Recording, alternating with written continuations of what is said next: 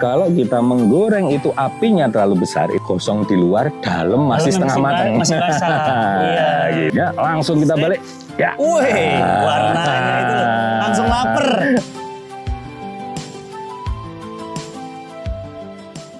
Assalamualaikum warahmatullahi wabarakatuh.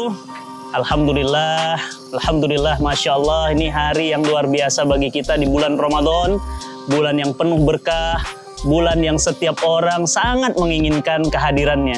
Tapi tidak semua orang diberikan Allah hadir di bulan Ramadan.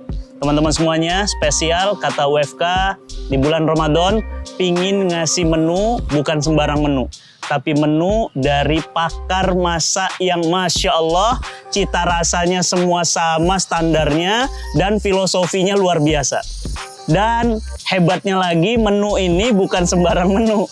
Kalau antum tiru di rumah, itu mudah diaplikasikan, mudah dimasaknya, dan rasanya sama insya Allah. Siapa beliau? Saya sekarang bersama Mas Yoyo. Assalamualaikum Mas. Waalaikumsalam Ustaz. Saya lagi di Jogja, khusus buat teman-teman semua loh. Saya dari Bogor ke Jogja hanya untuk konten nih. Demi konten. Jadi hari ini kita akan masak bersama Chef Yoyo. Chef Yoyo, owner warung spesial sambal. Alhamdulillah di seluruh Pulau Jawa dan di Kuala Lumpur cabangnya sudah ada. Bagi teman-teman yang sudah ada di sepanjang Pulau Jawa Bali, ya silahkan mengunjungi warung spesial sambal. Nah hari ini Mas Yoyo nggak sungkan-sungkan ngebocorin rahasia. Nggak ada loh, saya biasanya ini ada rahasia masakan yang disimpan nih, ada bumbu yang disimpan. Nah Mas Yoyo enggak nih, hari ini insya Allah hari yang penuh berkah, kita pun berbagi berkah. Mas, ini kita mau masak apa nih Mas? Ini secara khusus memasak ini didedikasikan untuk bapak-bapak. Masya Allah, bapak-bapak malah ya? Iya. Masya Allah, biasanya ibu-ibu. Iya, kalau bapak-bapak itu bisa memasak dan masakannya enak, membuat kesan keluarga. Bapak-bapak akan semakin dicintai putra-putrinya dan istrinya. Unik ini Mas, unik Mas. Karena biasa masak-masak ibu-ibu, tapi ini bapak-bapak. Jadi sahur itu sekali-kali bapak-bapak yang nyiapin. Dicinta keluarga dan masakannya simple kok ya. Bagi bapak-bapak semuanya tolong diklik tombol share ya, sebarin ke bapak-bapak lagi. Menu apa Mas? Menu yang sebenarnya biasa dimasak di rumah-rumah. Di rumah ada. Satu nanti nasi goreng, terus sama telur dadar Ustaz. Nasi goreng telur dadar. Nampaknya biasa, tapi lihat nanti rasanya. Dengan cara yang nanti saya jelaskan dan dengan pemahaman bumbu yang juga saya jelaskan, maka saya jamin masakan yang biasa dimasak bapak-bapak nasi goreng telur dadar, cita rasanya berlipat 3 kali. Aduh, ini dia nih. Wah.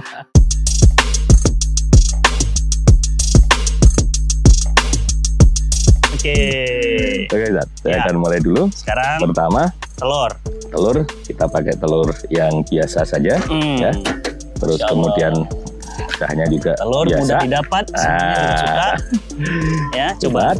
Oke. Terus ini saya memakai resepnya SS untuk telur dadar yang biasa dipakai. Gobal-gabul bukan? Yang biasa saja dulu. Biasa aja. Nanti gobal-gabul ini tinggal nambahin. Saya bilang gitu. Ya. Nah, makanya banyak Ustadz yang menyampaikan bahwa saya itu sudah masak telur dadar sesuai dengan yang Mas Yoyo resepnya Mas Yoyo gitu loh. Cuman kenapa kalau di rumah nggak bisa sama dengan SS? Saya bilang masih ada kunci di proses. Gitu. Jadi bukan hanya sekedar takaran. Hasil nggak akan mengkhianati proses. Nah gitu. Jadi masak itu bukan hanya sekedar takaran bumbu, tapi juga bagaimana proses. Nah yang benar juga bagaimana rasa hati yang benar. Wah, hasilnya ada pakai hati segala. Kita masalah dengan bahagia. Pertama, ya kalau di SS satu itu pakai garam. Nah, garamnya sedikit saja, ya. Jadi kurang lebih ini selera. Cuman kalau saya biasanya ini kalau sendok teh itu cuma seperempatnya saja. Sendok teh. Tuh.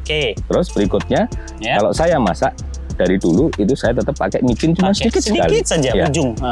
Ya, gitu. Ya. 2. Gitu. Micin pakai kualitas yang bagus, jangan yang murah-murahan ya. Terus yang berikutnya kita menggeprek bawang putih. Berapa Mas? 3, 2? Ini juga selera, tapi kalau saya biasanya pakai 2 yang gede-gede. Gede.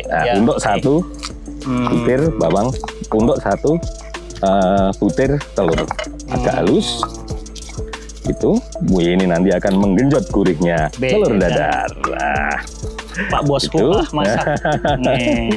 Itu. Insya Allah. Seperti ini. Ya. Sip. Nah. Udah. Langsung. Sudah. Saya memang sengaja pakai alat-alat sederhana yang bisa ditemukan di rumah. Bisa di rumah. Nah, tahapan pertama yang kritis dalam telur dadar adalah cara mengocok telur. Nah, saya beberapa kali pernah dulu waktu ngajar cooking class di bapak-bapak itu masa ngocok telur gini ya, ya nggak bisa. Ini, jadi diputar gini sampai apa? Teraduk. Sampai teraduk dan ada gelembung-gelembung di dalamnya. Oh, itu. Nanti jadi agar apa? Agar di dalam telur dadar itu pori-porinya membuka, ya, pori-porinya membuka sehingga apa? Sehingga pemasakan itu sampai dalam. Ya, gitu. Jadi telur dadar nanti mengembang karena pori-porinya kebuka, udara bisa masuk sampai ke dalam. Orang gitu.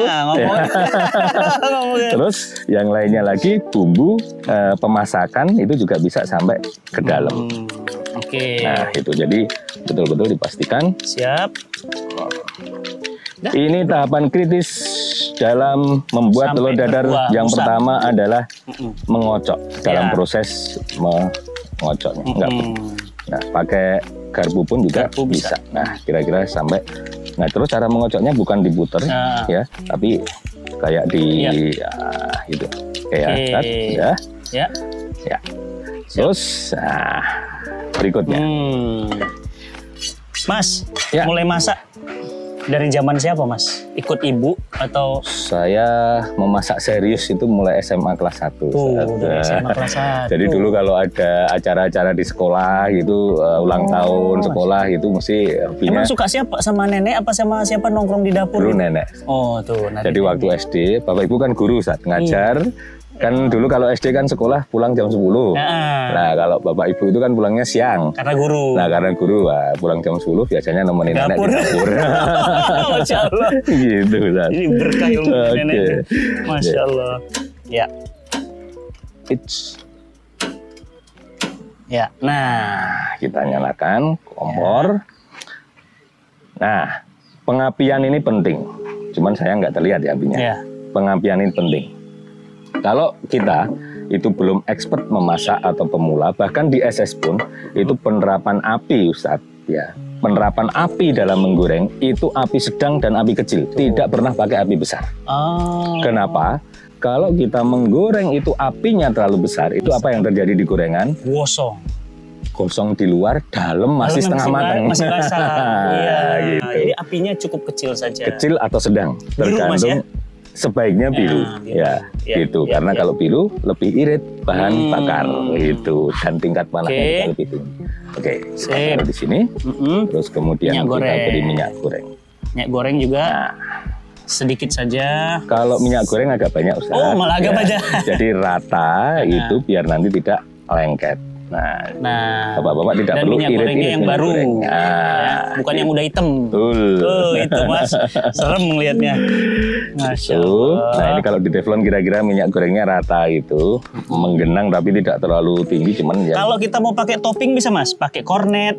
Bisa. Atau jamur. Ini misalnya diisi kalau seperti ini, ya kalau di SS gobal gabul tinggal pakai irisan cabai, irisan bawang merah, irisan tomat, ya terus irisan loncang, ya itu kemudian sudah nanti jadi telur dadar gobal gabul, ya itu untuk isiannya. Itu. Nah, kunci proses setelah ngaduk dalam hal membuat telur dadar agar telur dadarnya itu bisa 3 kali lipat cita rasanya dari yang biasa. 3 kali lipat. Itu apa? Pastikan ketika menyemplungkan. Ini pastikan ini sudah mendidih. Panas. Sudah mendidih, betul. Mendidih ya, bukan panas. Nah, terus saya pun yang sudah itu saya itu pun harus mengecek dengan cara bodon, istilahnya kalau bahasa Jawa. Cara polos ya begini. Ngetesnya gitu. Nah, kalau belum gitu berarti jangan dulu. Nah, kalau sudah seperti ini, ini bisa. Baru. Nah, sudah, nggak usah ragu-ragu. Cara belum, memang gitu. Nah, saya pastikan dulu. Asik banget ya. Masak bukan langsung baik. Ini tapi ini sudah mendidih. semua betul, dikasih tahu ilmunya. Ini kunci, kalau belum mendidih itu juga bubar masakannya. Nah, ini. Kalau saya Mas, malah lebih suka minyaknya sedikit Mas. Itu gimana? Minyaknya sedikit, nanti proses pematangannya kurang merata sampai dalam. Oh, nah itu. Jadi itu memang kalau ada memang omelet itu minyaknya sedikit. Cuman ini telur dadar SS, memang minyak lebih ke telur dadar tradisional. Nah, pasti nanti bisa mengembang penuh untuk teflon ukuran ini. Oh, sorry, ini terlalu besar. Kecilin. Besaran. Ya. Tadi soalnya untuk mendidihkan minyak. Nah, itu ya. Nah, pasti mengembang kalau pengocokannya benar. Tapi kalau pengocokannya benar pasti cuma cumit dan bantat. Nah, itu. Ya. Nah, itu karena minyaknya cukup. Jadi enak. Nah, sambil di pijat-pijat gini agar apa? Agar minyak yang di bawah itu naik ke atas, masuk ke pori-pori telur. Ya. Gitu, Ustaz. Masya Allah. Jangan mati, Ustaz. Luar biasa ini apa namanya? Untuk masak telur saja supaya rasanya 3 kali lipat. Ya, itu ada banyak proses ya, proses yang harus dijalani. Begitu juga hidup ya Mas ya. Betul. Ternyata hidup ini juga harus menikmati yang namanya proses. Seringkali kita itu meremehkan proses Mas. Bahkan menganggap proses nggak penting, yang penting langsung matang. Padahal di proses itu nikmatnya Mas ya. Betul. Masya Allah. Jadi ini luar biasa filosofinya. Benar. Nah, ini kompor. Api itu soalnya penting, bapak-bapak, Ustadz, ya. Jadi jangan main-main kalau masak api. Bagaimana cara menandai api itu sedang atau kecil?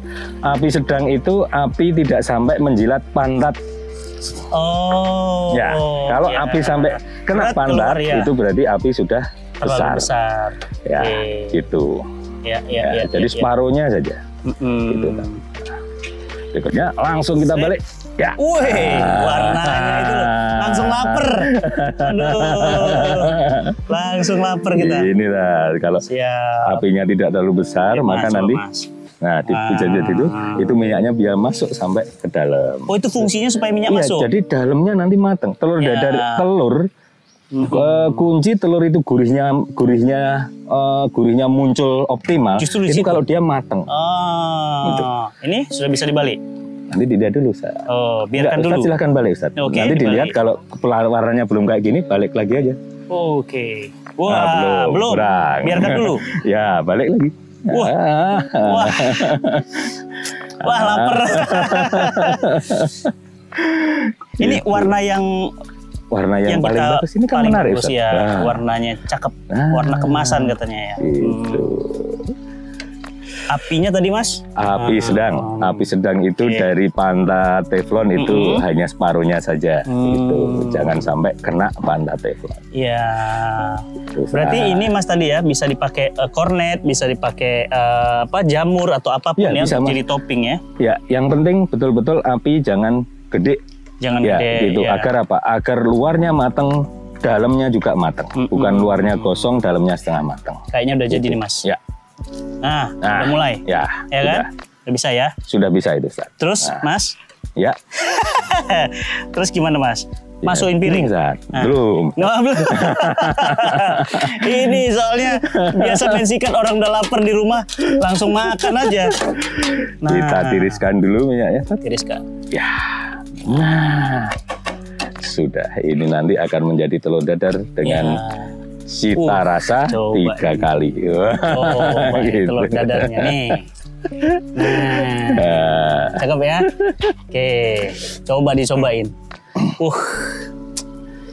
Nasinya beda, udah piringnya SS khas itu. Terus bapak-bapak, kalau nanti masak untuk keluarga, biar kelihatan keren, meyakinkan, pakailah paling enggak topping-topping apa yang paling gampang. Contohnya apa? Topping bawang merah. Abon boleh Mas, abon. Boleh. Yang penting kayak sekarang Abi masak sudah pakai topping-toppingan ya. Kan keren. Iya. Ini Masya Allah. Abi memasak udah pakai topping-toppingan ya. Iya dong gitu. Nah, jadi telur dadar biasa resep warung SS. Masya Allah. Yang paling keren bukan telur dadarnya, tapi bagaimana ilmu prosesnya ya. Jadi ilmu proses itu yang harus kita pelajari, dan ternyata filosofi juga itu ada dalam hidup. SS juga bisa sebesar ini, Mas. Betul. Dari mulai warung kaki 5 masih proses yang luar biasa, Mas. Proses yang panjang, berdarah-darah, air mata, berurai air mata. Tapi orang lihatnya udah tinggal enak ya, Mas. Iya, kalau SS sekarang udah begini, udah begitu gitu ya. Tapi jalanin prosesnya. Tapi justru di proses itu ada cerita jadinya ya, Mas ya. Iya, banyak cerita, banyak penguatan di sana. Iya. Ya, gitu. Nah, itulah yang membuat kita terus bisa bertahan dalam perjuangan terus-menerus. Di situ, tidak pernah merasa lelah terus-menerus dalam perjuangan. Tidak merasa bahwa tidak berharap perjuangan kapan selesai. Nah, karena memang dalam perjuangan itu pasti ada hasil yang pasti, Ustaz. Apa? Kalau dalam setiap perjuangan mencari rezeki halal, ya, itu kita niatkan perjuangan itu untuk mencari rezeki halal dari Allah, kemudian kita ikatkan caranya sesuai dengan aturan-aturan Allah. Insya Allah apa? Semakin berdarah-darah kita, semakin berkeringat kita, maka penambahan saldo pahala di hadapan Allah. Iya, di situ nilainya. Jadi membedakan kita dengan orang yang berbeda keyakinan itu adalah dari aspek prosesnya ya. Teman-teman semuanya, ini menu pertama ya. Kita akan lanjut lagi menu berikutnya. Terima kasih, Mas. Insya Allah ini langsung kita sikat, dan buat bapak-bapak di rumah bisa langsung ditiru ya. Tadi sudah tahu ya tugas dan fungsi bumbu ya. Ternyata bumbu itu ada tugas dan fungsi yang kita harus pahami ya. Oke, kita lanjutkan menu yang berikutnya. Assalamualaikum warahmatullahi wabarakatuh. Mantap. Nasi